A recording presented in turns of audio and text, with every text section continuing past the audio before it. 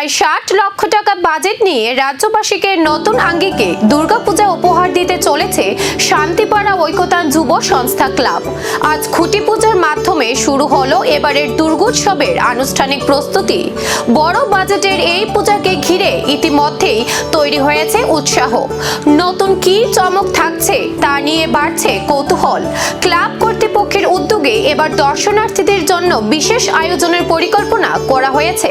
খুঁটি পূজার মধ্য দিয়ে শুরু হওয়া এই প্রস্তুতি আগামী দিনে কোন রূপ নেয় এখন সেদিকেই নজর রাজ্যবাসী। আমি প্রথমেই ঐকতান যুব সংস্থার পক্ষ থেকে রাজ্যের সমস্ত নাগরিকদের ইলেকট্রনিক মিডিয়া এবং প্রিন্ট মিডিয়া যতজন সাংবাদিকরা আছেন প্রত্যেককে আমি শুভ শারদীয়ার আগাম শুভেচ্ছা এবং অভিনন্দন করি।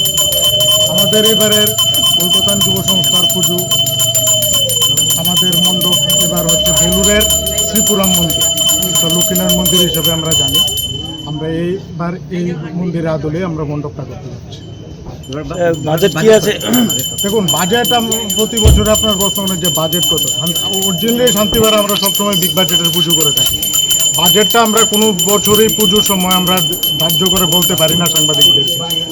যেমন গত বছর আমাদের বাজেট কম ছিল, তারপর 49 লাখ টাকা, আর এই বছর বাজেট আরও অনেক বেশি, কিন্তু পার্টিকুলারলি আমরা কোনোটাই বলতে পারি না। কমপক্ষে 60 থেকে 70 লাখ টাকা নিচে। আলোকসজ্জা কে রয়েছে? আপনার কি মনে হয় গতবার তুলনায় এবার দর্শকদের আপনি টানতে পারবেন আপনারা?